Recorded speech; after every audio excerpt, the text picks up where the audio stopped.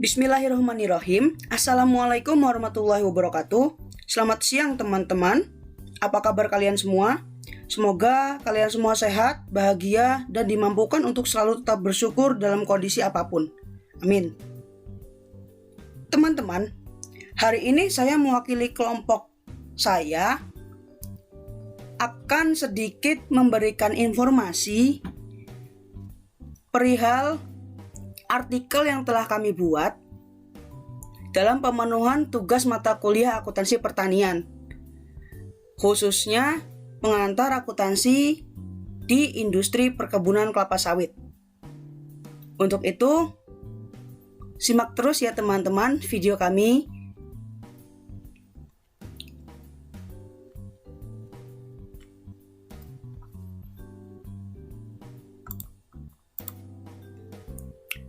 Artikel yang telah kami buat yaitu berjudul Antara Inovasi, Peluang, dan Dinamika Pembukaan Lahan Kelapa Sawit di Indonesia. Ini sedikit menggambarkan sudut pandang kami kepada industri kelapa sawit yang ada di negeri tercinta ini. Kami beranggotakan 3 orang, yaitu kami kelompok 5 terdiri dari saya sendiri, kemudian ada rekan saya Rizky Hermayanti, dan satu lagi Wiwi Widya Sasdi. Capaian pembelajaran kita pada hari ini yang pertama adalah mengetahui apa saja prospek-prospek industri kelapa sawit, kemudian sedikit fungsi dan manfaat kelapa sawit, terus bagaimana sih siklus bisnis dalam industri kelapa sawit, mencatat perolehan lahan kelapa sawit, dan mencatat pengeluaran saat proses pembibitan kelapa sawit. Cukup itu sih, tidak banyak dalam artikel kami. Oh iya teman-teman, nanti untuk lebih jelasnya artikel akan kami sisipkan di link deskripsi ya. Jangan lupa cek link deskripsi di bawah. Kita tahu bahwasannya Indonesia merupakan negara penghasil sawit terbesar di dunia. Berdasarkan data FAO, kelapa sawit memiliki peran sangat penting, peran yang besar dalam mendongkrak sektor perekonomian Indonesia. Konsumsi minyak kelapa sawit atau CPO ini dari dunia itu menunjukkan tren yang meningkat teman-teman. Jadi 5 tahun terakhir ini tren penggunaan CPO sangat meningkat. Indonesia merupakan salah satu pengekspor CPO terbesar di dunia. 91% kebutuhan CPO dunia disuplai oleh Indonesia dan Malaysia. Kedua negara tersebut mendominasi atau menguasai bidang CPO dunia. Papua Nugini berada di urutan ketiga dengan perbedaan yang cukup jauh, hanya sekitar 1,3%. Jadi patut bangga kita terhadap negeri kita, bahwasannya negeri kita adalah salah satu penyumbang terbesar minyak CPO dunia, yang digadang-gadang akan menjadi energi terbarukan. Kemudian, prospek industri kelapa sawit atau peluang industri kelapa sawit. Yang pertama, negara penghasil sawit terbesar di dunia. Jadi, prospek industri kelapa sawit di Indonesia itu sangat besar teman-teman. Negara kita bisa menjadi negara penghasil sawit terbesar di dunia. Dengan sumber daya alam yang kita miliki, dengan lahan yang luas, kita bisa menjadi negara penghasil sawit terbesar di dunia. Jika kita sudah menjadi negara penghasil sawit terbesar di dunia dan meningkatnya konsumsi CPO di dunia, maka kita akan membantu meningkatkan APBN negara. Industri kelapa sawit akan meningkatkan APBN negara. Karena begitu besarnya peluang kelapa sawit ini sebagai energi terbarukan, dan mulai 5 tahun terakhir ini trennya meningkat kebutuhannya, itu menjadi peluang bagi negara kita untuk mengekspornya, untuk menjadi sumber devisa negara dan meningkatkan APBN demi mendongkrak perekonomian negara kita, khususnya di sektor pertanian atau sektor perkebunan. Selain itu, prospek industri kelapa sawit itu dapat menciptakan energi terbarukan, teman-teman. Jadi kita tidak ketergantungan lagi dengan bahan bakar fosil atau energi yang tidak terbarukan. Jadi kita sedikit bisa mengurangi ketergantungan kita terhadap bahan bakar fosil yang itu sendiri belakang ini memang sudah merusak lingkungan. Jadi kita harus beralih ke energi alternatif. Kemudian prospek industri kelapa sawit itu kita dapat mengurangi impor BBM, teman-teman.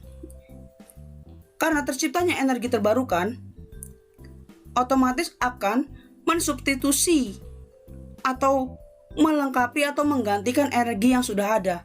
Kita bisa beralih dari bahan bakar minyak fosil menjadi bahan bakar biodiesel yang diciptakan melalui kelapa sawit.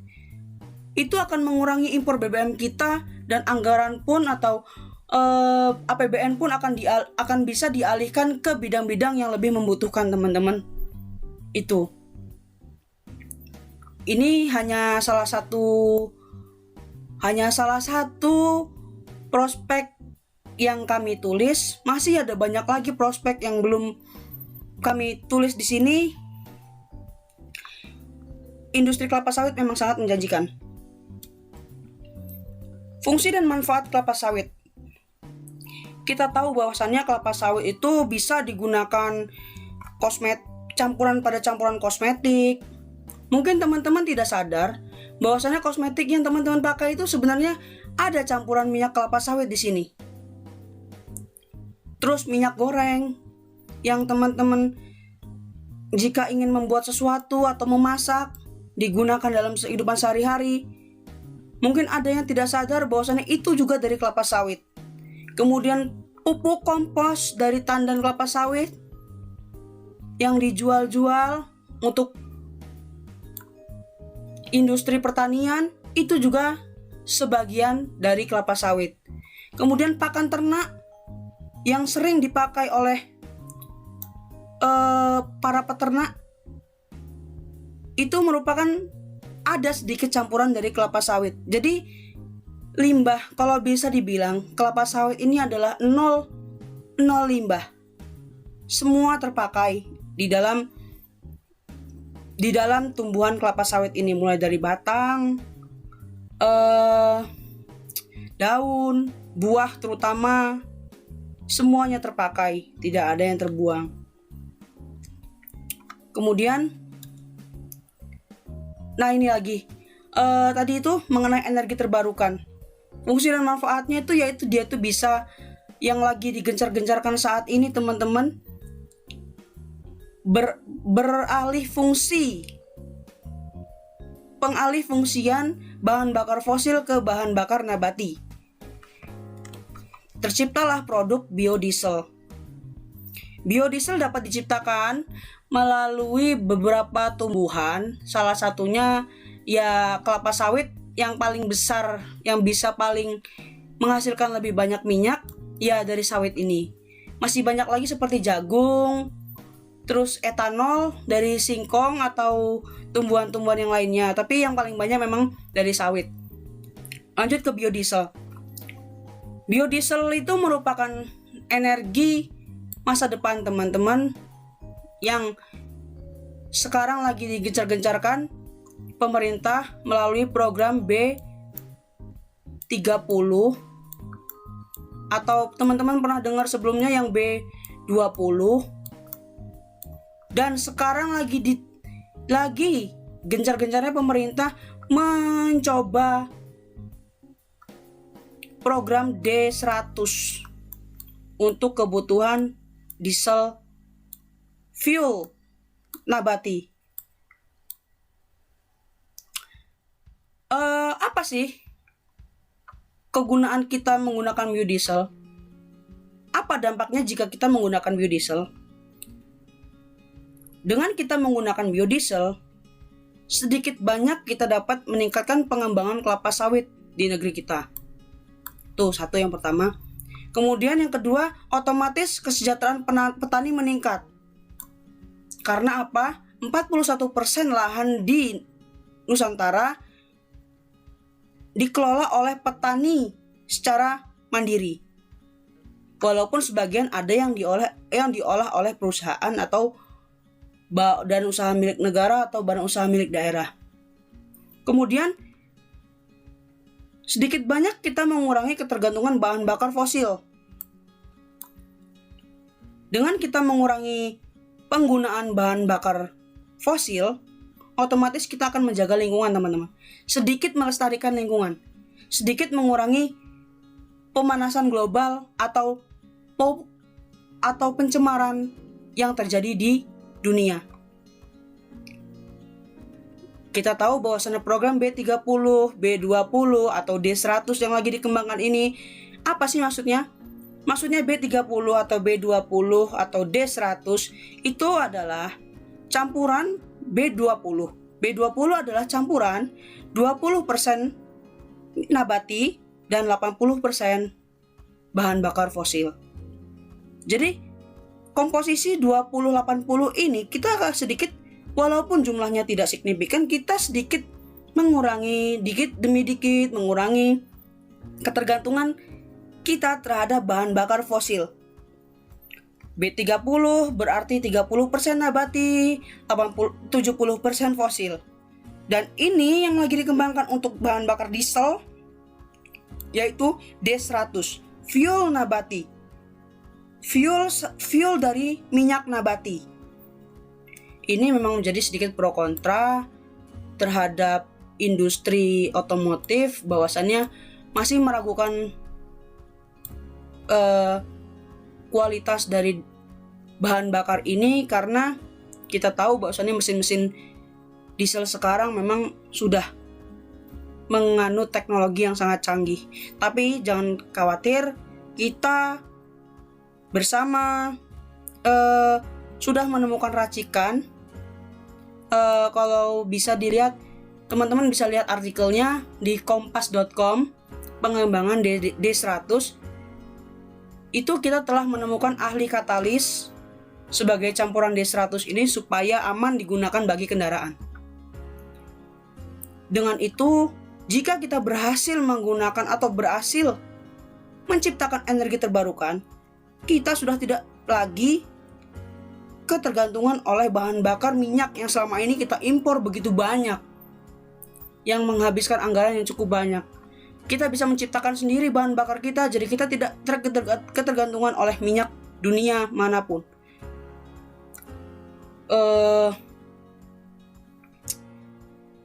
Maka dari itu dibutuhkan lahan yang memang sedikit besar, banyak, agar dapat mendorong program-program ini. Dengan kita memakai biodiesel, apa sih lagi keuntungannya? Yaitu yang terakhir, mengurangi emisi gas buang kendaraan. Selama ini kita tahu bahwasannya emisi gas buang kendaraan ini memang sangat berdampak buruk bagi lingkungan, khususnya udara di kota-kota besar, khususnya yang populasi jumlah penduduknya banyak menggunakan kendaraan. Itu emisi gas buangnya sangat-sangat buruk. Karena apa? Dengan mereka menggunakan bahan bakar minyak yang bahan bakar fosil yang selama ini belum ada benda yang bisa menggantikannya. Maka dari itu program inilah pemerintah dari dulu mencanangkan penciptaan energi terbarukan demi memutus ketergantungan kita terhadap bahan bakar fosil dan demi menjaga bumi kita supaya sedikit dapat mengurangi dapat mengurangi dampak-dampak buruk, sekaligus kita dapat menjaga kelestarian lingkungan kita yang udah mulai hancur saat ini. Untuk itu memang butuh langkah yang sulit, karena pembukaan lahan kelapa sawit di Indonesia, khususnya di negara kita, mendapat banyak tentangan oleh ahli lingkungan, kemudian pakar lingkungan, dan organisasi-organisasi lingkungan dunia, karena dengan alasan tumbuhan kelapa sawit itu dapat merusak lingkungan. Karena tanaman itu merupakan tanaman yang sangat rakus akan unsur hara. Kemudian ia memang harus membutuhkan lahan yang baru, sehingga jika ia ingin ditanam, berarti harus ada yang direlakan, yaitu hutan. Kemudian meningkatkan pemanasan global. Isu pemanasan global ini karena tanaman sawit memang 20%-nya dia meningkatkan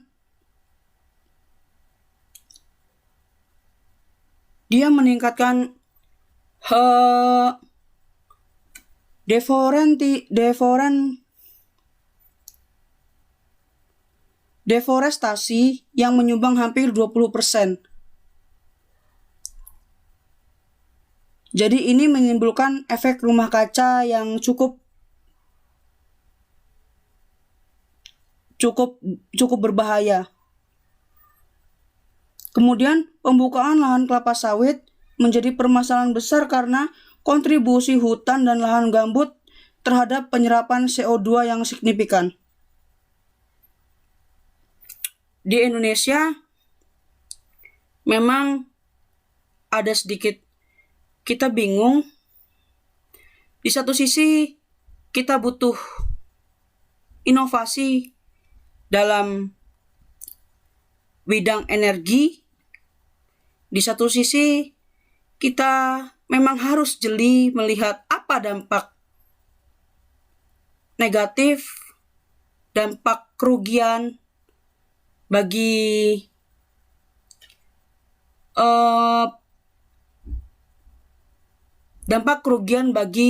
negara ini. Semua pilihan memang mengandung resiko. Salah satunya dengan begitu banyak manfaat kelapa sawit, di baliknya juga tidak menutup kemungkinan ada dampak negatifnya. Terganggunya keseimbangan ekologis. Di poin yang ketiga, flora dan fauna otomatis hilang. Karena dengan pembabatan hutan demi pembukaan lahan ini, otomatis flora dan fauna yang tadinya masih ada itu otomatis hilang atau punah begitu saja. Contohnya orang hutan. Mau tidak mau kita akan membabat atau kita akan rusak tempat hidup mereka, ekosistem mereka, demi pembukaan lahan kelapa sawit ini.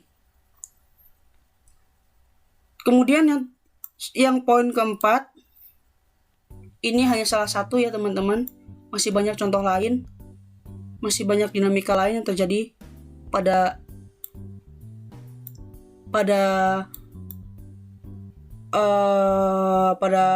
topik kali ini. Teman-teman nanti bisa menambahkan di kolom komentar agar kami juga dapat lebih membuka wawasan kami, agar kami bisa memperbaiki hal-hal yang sekiranya salah atau keliru dalam membagikan informasi ini. Yaitu kelapa sawit sangat haus akan air. Memang kelapa sawit memang sangat haus, rakus terhadap air. Dia menyedot seluruh unsur hara, dia menyedot seluruh air, sehingga lingkungan sekitar itu jadi rusak. Memang inilah dinamika salah satu contohnya yang ditentang oleh pihak-pihak lingkungan. Kemudian next, siklus tanaman kelapa sawit, siklus bisnis tanaman kelapa sawit. Sebelum kita melakukan atau membuka atau mendirikan industri kelapa sawit, inilah sedikit gambaran siklus bisnis tanaman kelapa sawit. Yang pertama, kita akan melakukan studi kelayakan. Studi kelayakan yang bagaimana? Studi kelayakan itu diperlukan untuk kita mengetahui apakah layak atau tidak sebenarnya kita ini membuka usaha ini. Kira-kira patut dijalankan atau tidak? Kira-kira akan menghasilkan keuntungan ekonomis atau kerugian yang akan kita dapatkan. Kemudian, setelah kita melakukan studi kelayakan, kita akan melakukan pengadaan lahan. Jika kita setuju studi kelayakan ini cocok, kita lakukan pengadaan lahan. Pengadaan lahan seperti apa? Kita cari lahannya, atau kita dengan membeli, atau sewa guna usaha.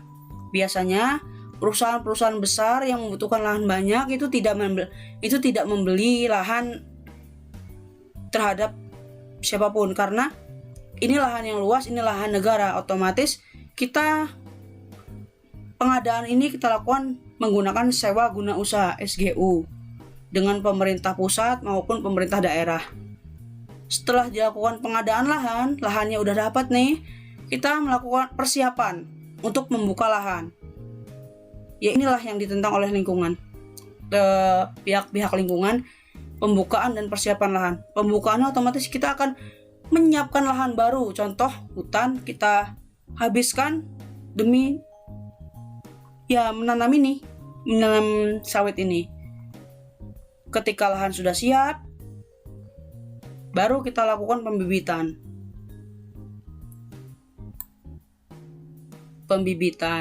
Pembibitan seperti apa? Bisa kita beli atau bisa kita melakukan pembibitan sendiri. Setelah melakukan pembibitan, bibit sudah siap dan ditanam, dilakukanlah pemeliharaan. Memang cukup panjang prosesnya. Industri kelapa sawit ini butuh waktu 5-10 tahun untuk mempersiapkan kelapa sawit dari nol sampai itu siap panen. Kurang lebih ya teman-teman. Ketika panen ini juga baru kita mendapatkan hasil. Udah kelihatan hasilnya. Setelah panen juga belum selesai ternyata. Kita mesti olah di pabrik. Lalu ketika sudah menjadi barang mentah, jadi menjadi barang jadi, kita lakukan penjualan dan baru kita bisa merasakan manfaatnya sebagai pengusaha atau pemilik industri kelapa sawit. Dengan langkah yang panjang ini memang dibutuhkan kesabaran, dibutuhkan analisis yang baik terhadap segala risiko yang terjadi dalam industri kelapa sawit.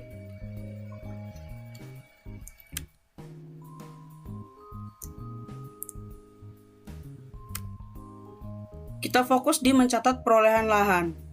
Tadi kita sudah lihat pengadaan lahan. Inilah maksudnya sedikit poin mencatat perolehan lahan. Bagaimana kita mencatat perolehan lahan untuk menanam kelapa sawit? Yaitu kita berpatok pada PSAK 16 tentang aset tetap dan ISAK 25, yaitu representatif dari PSAK 16 tentang aset tetap.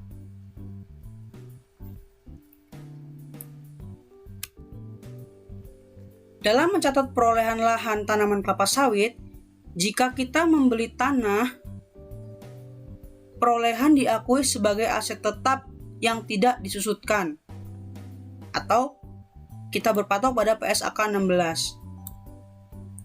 Jadi, ketika kita mencatat perolehan lahan kelapa sawit, walaupun itu bentuknya SGU atau sewa guna usaha, itu kita memperlakukannya seolah-olah itu menjadi tanah. Jadi, ia tidak disusutkan. Karena tanah memang tidak disusutkan. Tetapi, jika kita menyewa tanah dalam bentuk hak guna usaha, Di tahun pertama kita mengakuinya tidak disusutkan. Kita berpatok pada PSAK 16. Namun, setelah dilakukan perpanjangan hak guna usaha yang kedua, baru kita mengubahnya menjadi beban ditangguhkan yang diamortisasi sepanjang masa manfaatnya. Jadi, kita tidak melakukan penyusutan apabila dalam konteks ini di sewa pertama. Kemudian ketika sewa itu habis, kita memperpanjang di sewa kedua, barulah kita berpatok pada ISAK 25. Diakui tidak lagi sebagai tanah, namun sebagai beban ditangguhkan yang diamortisasi. Jadi di perpanjangan kedua itulah baru disusutkan. Pengukuran perolehan lahan pertama awal periode diukur sebesar harga perolehannya. Sedangkan pengukuran setelah perolehan lahan akhir periode diukur dengan menggunakan metode cost model maupun revaluasi model. Pembibitan. Setelah kita tadi melakukan pengadaan lahan, mempersiapkan pembukaan lahan, kemudian kita melakukan pembibitan. Pembibitan ini ada 2 langkah yang bebas dilakukan oleh pengusaha maupun pelaku industri tanaman kelapa sawit. Pembibitan kita lakukan, kita mau membeli saja atau kita mau membibitkan sendiri. Jika kita mau melakukan pembibitan yaitu dengan membeli bibit saja, membeli sesuai dengan harga pasar. Misal, kita mau membeli bibit seharga 25.000. Ya udah, kita berarti kita membeli bibit seharga itu. Dan kita langsung siap untuk tanam. Membeli dan siap untuk tanam. Beda ceritanya jika kita membibitkan terlebih dahulu. Kita melakukan pembelian biji dari awal, kemudian menyiapkannya, memasukkannya ke dalam polybag, merawatnya, hingga bibit itu siap menjadi persediaan bibit yang siap ditanam. Kedua metode ini memang banyak perbedaan, khususnya jika membeli itu lebih praktis dan membibitkan itu memang membutuhkan sedikit banyak langkah-langkah yang harus dipersiapkan. Itu kembali lagi terhadap kebijakan perusahaan. Teman-teman mau memilih yang mana itu bebas. Namun pencatatannya berbeda. Memang kedua ini harus berbeda. Kemudian jika kita memilih untuk membibitkan sendiri, inilah contoh biaya-biaya yang akan kita keluarkan selama menyiapkan bibit itu hingga siap tanam. Yang pertama, contoh bisa teman-teman lihat, kita melakukan biaya pembelian bibit. Pembelian bibit ini apa? Biji. Kalau kita tadi pembelian bibit, misalkan pembelian bibit jadi, itu kita udah membeli bibit jadi siap tanam. Ini beda, kita membeli bibit yaitu biji. Kemudian kita membeli perlengkapannya lagi, seperti polybag, pasir, segala macam. Kemudian kita harus menyiapkan bangunan pembibitan, lokasi tempat kita mau menyiapkan bibit, menyemai bibit. Kita harus siapkan bangunannya. Kemudian kita harus memikirkan upah untuk pekerja untuk merawat bibit itu hingga siap tanam.